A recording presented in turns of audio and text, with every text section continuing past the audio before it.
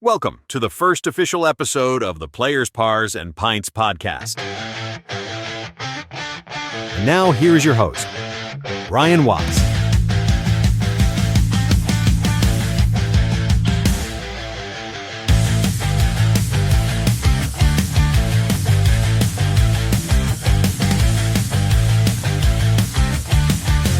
All right, good evening, everyone. Welcome to our first episode of Players, Pars, and Pints. Tonight's episode is brought to you by the Barracks Golf Course, Plattsburgh, New York. Find us on Facebook. Give us a call, 518-566-7150 for tee times. We have a great guest today, former NHL player, member of the Washington Caps alumni, now in business, Paul Mulvey. Paul, how are you? Very good, very good. Thank you for having me. Oh, it's our pleasure. So, Paul, one of our common good friends, if you will, I was doing some research to prepare for the podcast today, and I was talking to Richie Navin, and I mentioned to him that early in your career, you played goalie. And Richie's like, no way. I'm like, I'm telling you, Paul was in the nets at some time. So if you can think all the way back to when you got started, was there a time that you were between the pipes? I started in, I think they called it Pee Wee Pups back in Canada and in the early days. And probably the 6 to 8U, which is the mites here. But I started as a goalie and then quickly found out how difficult it was to get up and down in those pads and how much that puck hurt even at the younger level. So I quickly got out of it.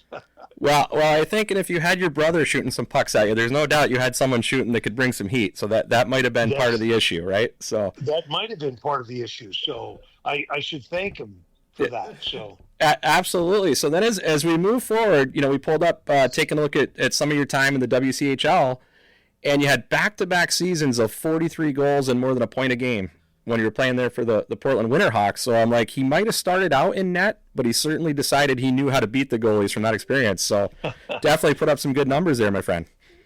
Well, yeah, we were a group that the Edmonton Oil Kings put together, and there were five 16-year-old players my first year in Edmonton in the Western Hockey League.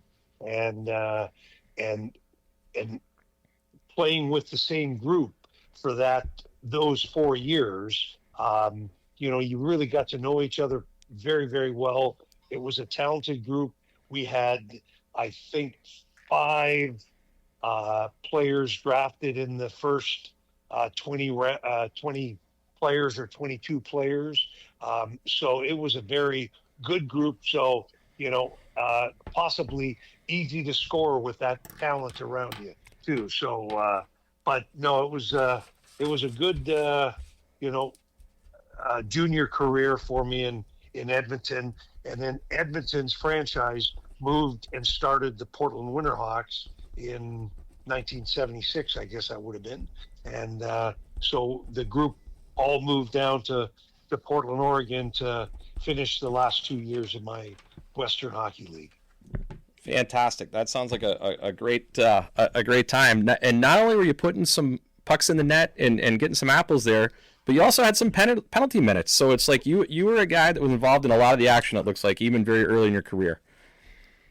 Yeah, I think that a lot of big guys are always challenged. And, I was a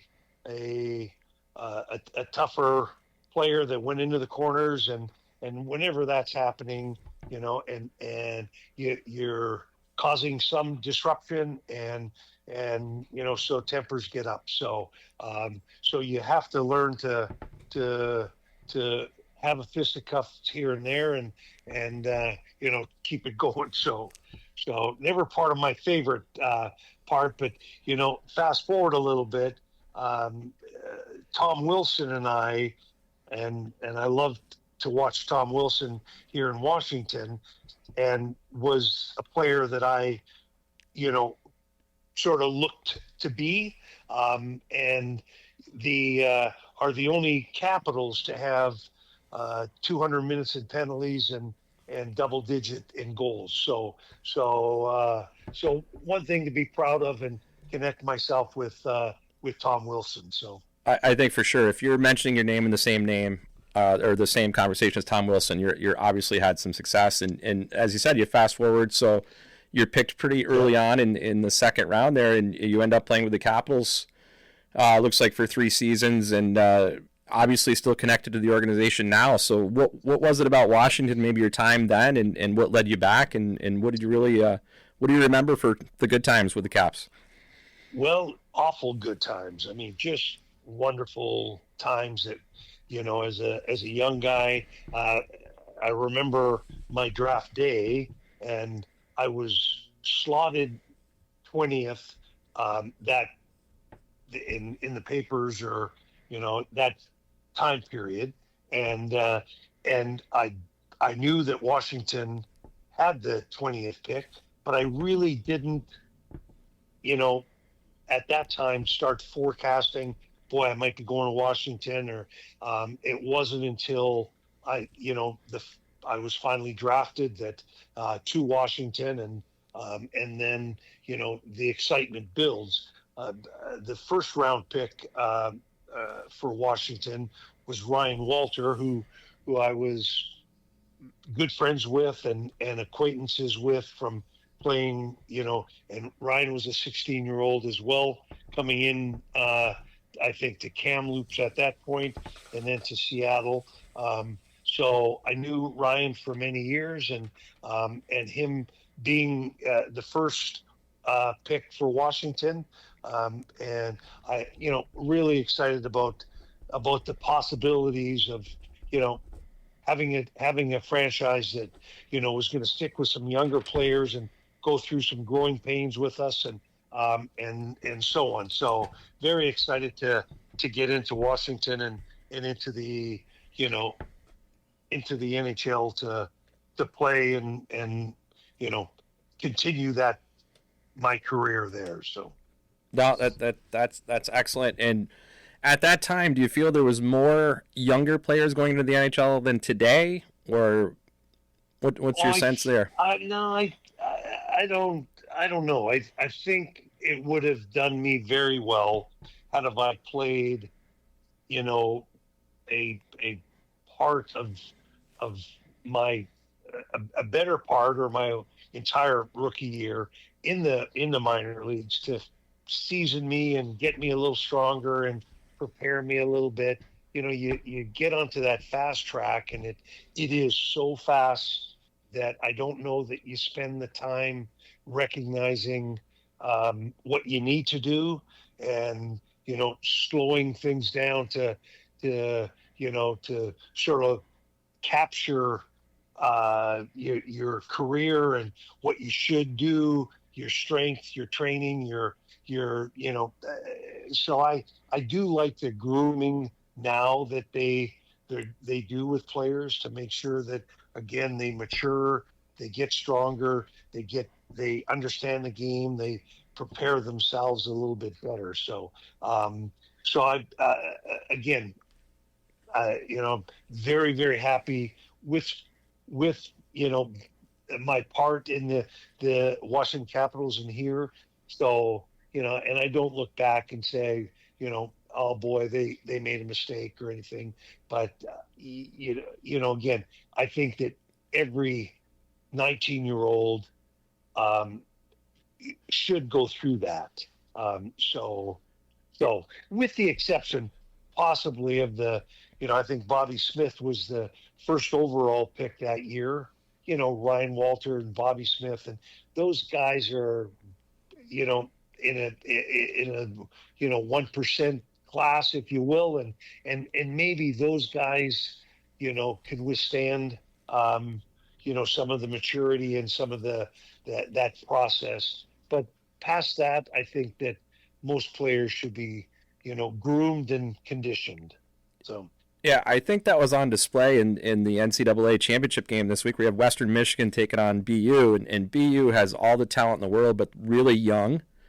Some guys that are already in the NHL 2 days later, but I think they had 6 or 7 teenagers on the team, where Western Michigan doesn't.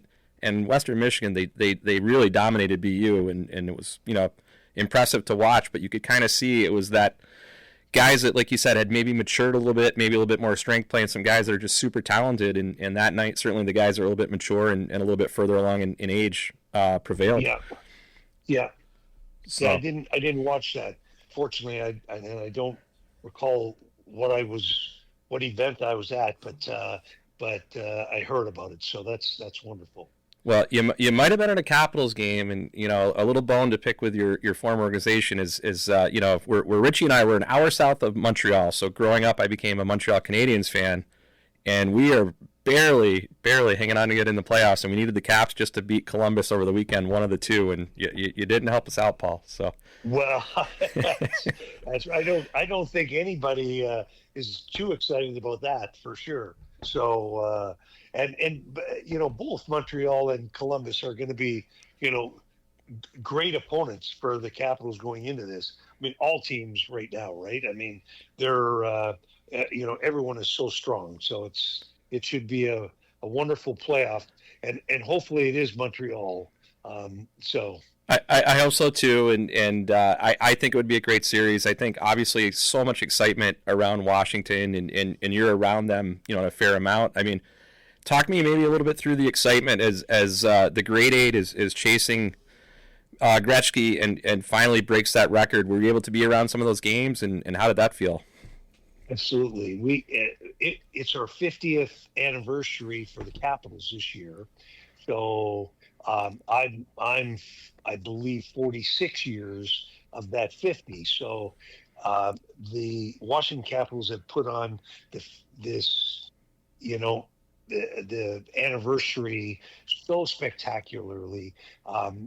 Started in October with I forget how many alumni coming in for the event, but it was just tremendous. We had red carpet going into the opening night, and a couple boxes, and that we were all in there to watch the game, and a full weekend of events and playing hockey and watching hockey, and having dinners, and then they had different era nights starting back in the original time, all the way up to the Stanley Cup era, where and with Ovechkin getting closer and closer, the excitement just was crazy, and so they've done it.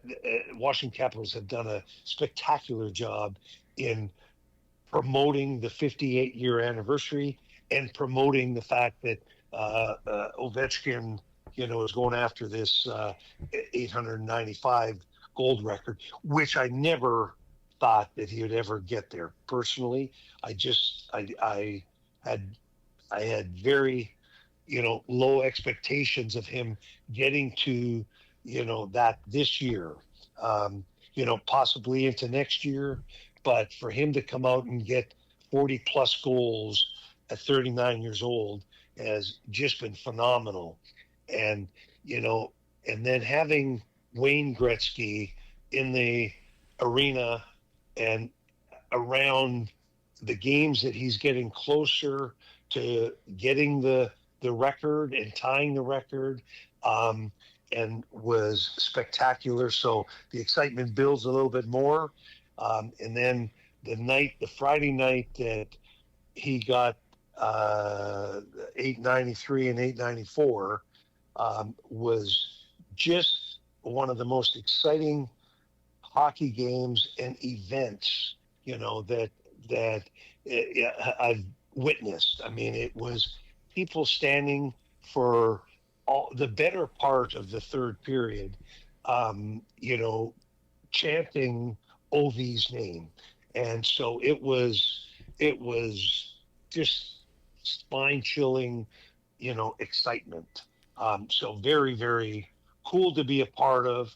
As a Canadian, I also have Wayne Gretzky in very high regards, that, from that 895 or 894, just never thought that someone would get that close, or pass them, excuse me, and so anyway, and then having OV, a guy that we have seen for 20 years, all of Ovechkin's goals, all of his ups and downs. We've been able to witness that. So pretty phenomenal for Washington fans to have witnessed that for that many years. So very, very exciting. Capitals have done it right. Ted and his staff have really put together a year of phenomenal marketing, from 50 years to the celebration of this community, and then culminating with that 895, and hopefully a good deep run in the playoffs, and they pull a Stanley Cup here. It will be a remarkable season for sure. Yeah, it's amazing. And then Ovi coming back from the injury, I think makes it even more special and more remarkable that he's able to recover as quick as he did and to put up the numbers he had. And then you're right, it became must-see TV. And the night where he scores the 2, what I love the most is when they had an empty net opportunity, he didn't get out there. He was like, I'm going to do it the right way, right? I'm not going to break the record on an empty netter. And a lot of respect for that, because it would have been easy to say, I want to do it at home, I don't want to travel, and let's get it here tonight. But I think that's pretty amazing. Yeah, so. And the great thing for to witness is that, and it's always blown my mind that goalies and players can't figure it out, that he's going to shoot from the office that they call it, but the left circle, and he tied the 894 was from that spot. And then the New York Islander goal, top of the circle, one time wrist shot, sweep, and he scores, to get 895. So pretty remarkable that goalies and defensemen and forwards know, and they can't stop that. So it was fitting that the tying and the winning, goal was from from position. Yeah, that's amazing. He's such a talent to watch. It really is incredible. It's really remarkable. And Richie might remember a guy that by the name of Kenny McCudden that used to come into Washington and work the hockey schools with me. Friend of my brother's from Chicago, and great instructor, great teacher. And we used to have Coach Kenny come in for summer hockey schools and be a part of the hockey program in Reston and in Ashburn. And Coach Kenny now is the special training coach for the Capitals.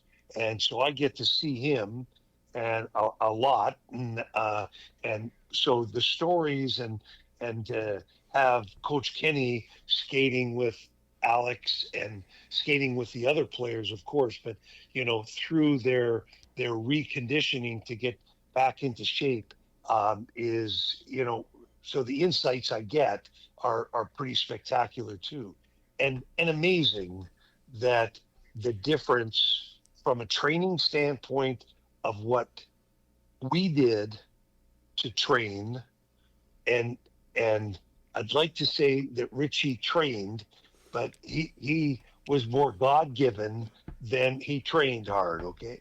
So, but they get on the ice and to train, that Coach Kenny puts them back in, and they're all monitored with a heart rate monitor, so that when they're going out for a 40 second shift, and their heart rate gets up so much, and then how fast it comes back down, and then puts them through another exercise, 40 seconds.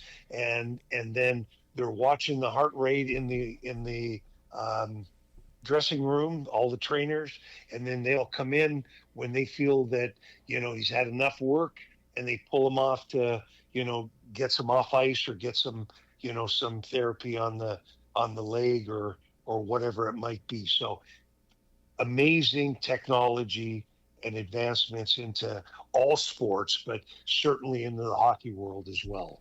For sure, for sure. So if we rewind, so we're at you're with the Capitals, kind of 80, 81, and then you end up in Pittsburgh for a brief time, and then ended your career in LA with the Kings.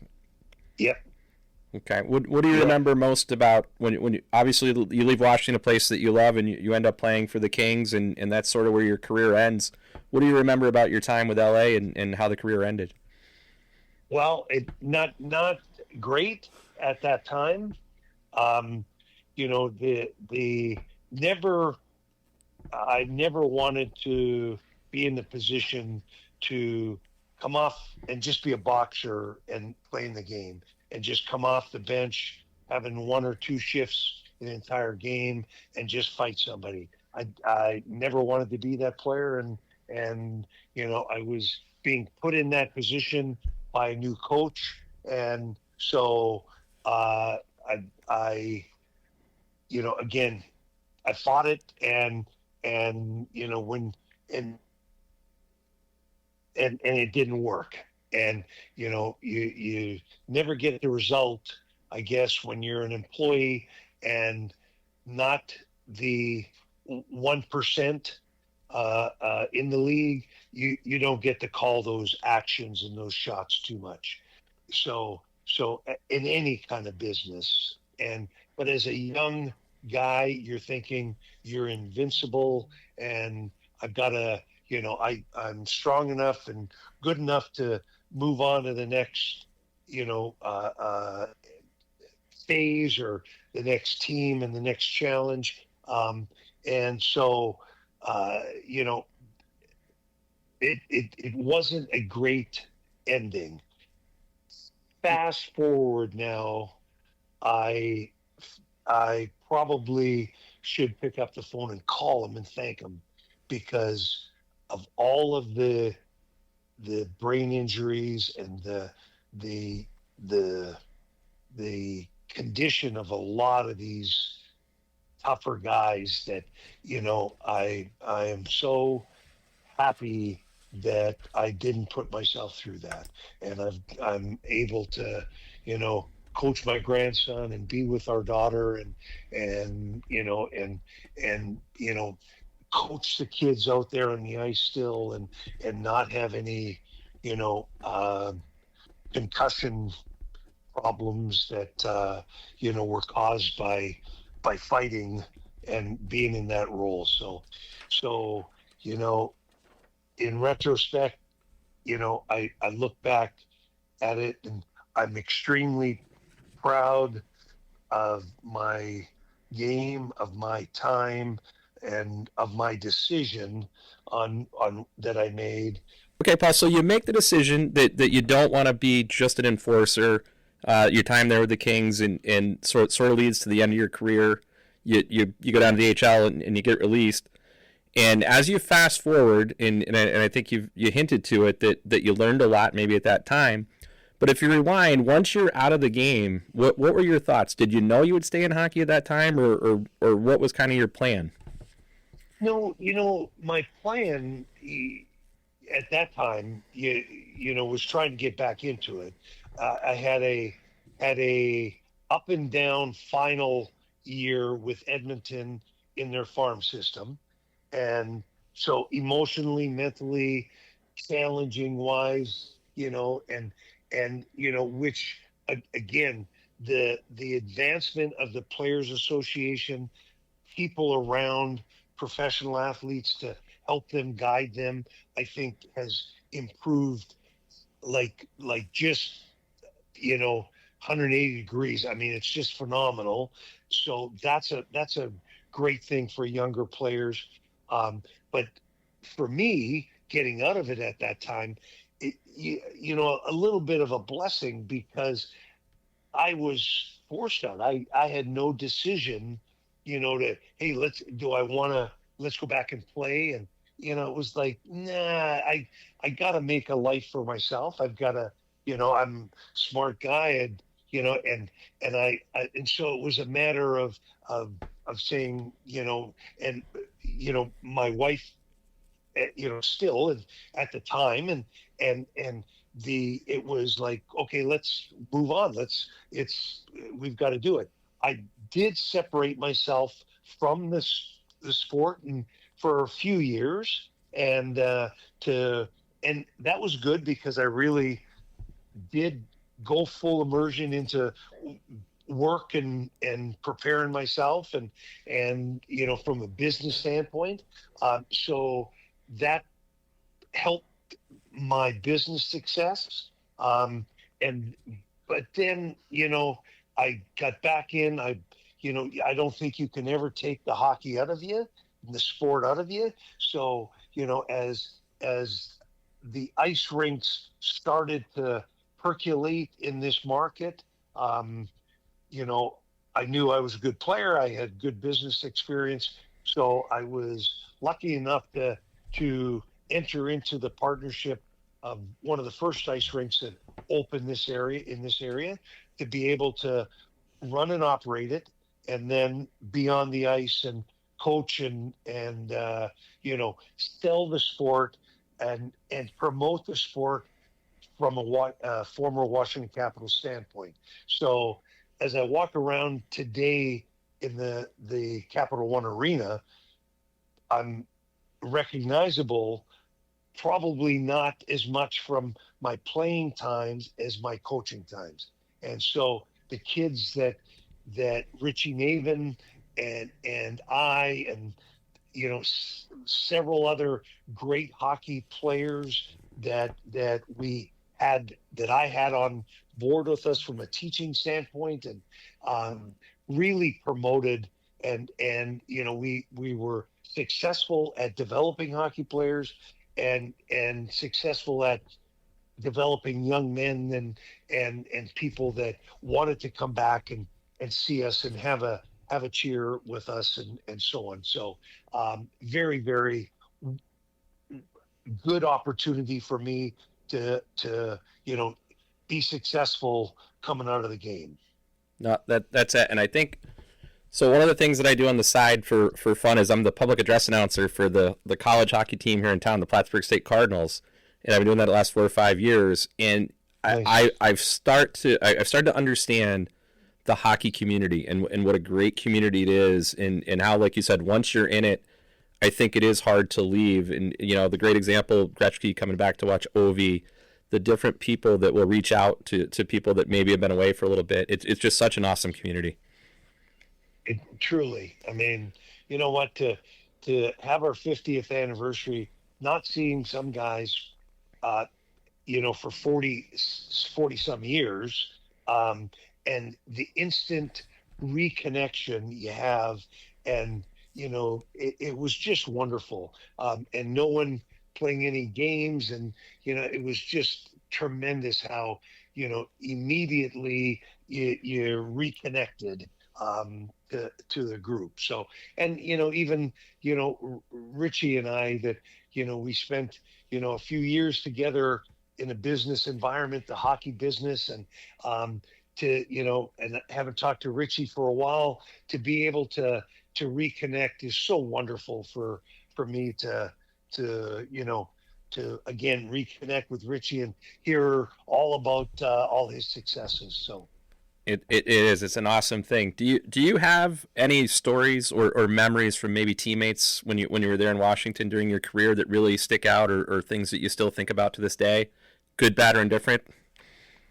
oh yeah, I have several with Rick Green, that was probably my closest buddy for years, that and and just goofy stuff that we did as young kids. Paul McKinnon and I, and Mac lives in Detroit now, and so just being goofy kids that didn't quite understand United States, and and sort of traveling around and having different holidays, and so very, very nice good memories. You know, some of my fondest memories come with my brother, that being able to play against Grant, and having our mom and dad down to see those games. And so that's awful nice to be able to celebrate that with your brother. And still today we talk about the game and how it's changed, what we did, and so on, how we trained.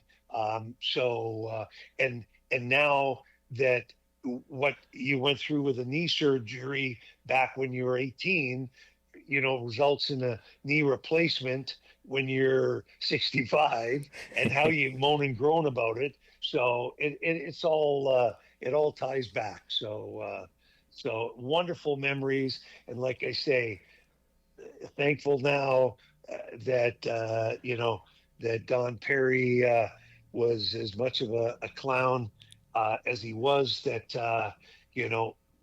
I'm still mentally fit, and so, and still enjoying my wife, our daughter, and our grandkids, and being involved in the sport. So, and I think that's what fans have to remember is there is life after careers, and whether it's NHL or the NFL, which has obviously had a lot of issues. You're humans, and you have a family, and you have a life, and you want to be able to enjoy that. So you want to give it all on the ice, but you want to enjoy a post-secondary career, right?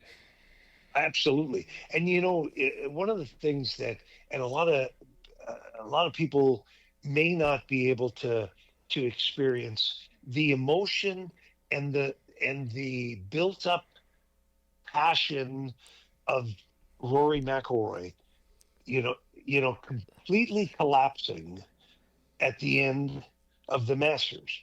So, and now, obviously a one percenter, but the, when you go through that kind of agony, pain and agony, and training, and mentally, physically, emotionally, and every player goes through that.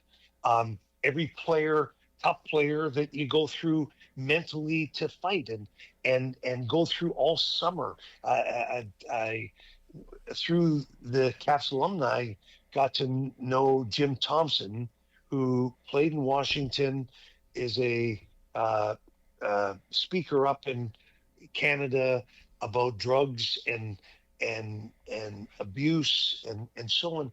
That what he put himself through to battle and to actually compete, and the and which then after the game that he got out of, he couldn't get out of the drugs and the alcohol component of it. And so, and he's clean now, and all his experiences, those are things that, again, I never had to go through. I was, wise enough, or made that decision that I can't do it. I'm not going to do it. And so I'm, very thankful that I didn't have to experience what guys like him went through with drugs and alcohol, which prepared them to get to that level of passion that, Rory McIlroy, actually got through, and wins the Master and collapses crying, a $20 million, human, Yeah. that goes through that. And so it's a tough grind at times. But you do have to, somehow prepare for the afterlife too, right? Yeah, for sure. It's amazing, and we talk about it's the great, like you said, sports can come with so much satisfaction and passion when you win, but at the end of the season, there's only one team that wins, right? Everyone experiences that, just like in a heartbeat, your season's over, and it's it's amazing to watch. And I felt for sure the Masters was much watched TV on Sunday. That was incredible. It was incredible. Yeah, absolutely. My best friends would tell you, probably including Richie, I'm a little bit of a softie, Paul, so I almost had a tear in my eye watching him because it's like you just wanted him to do it so badly, kind of like Ovi, to set to be part of history is just such an incredible thing to see, and it's a privilege to watch. Well, privilege, and to know how much work they went through to get there is insurmountable, and that's what you try.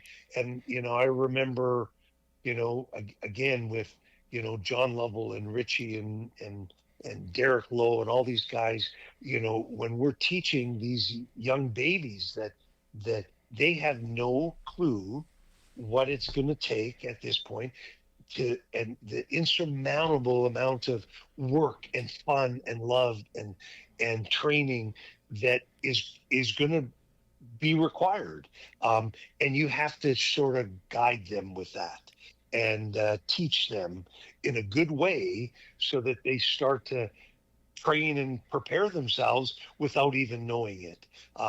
So for sure.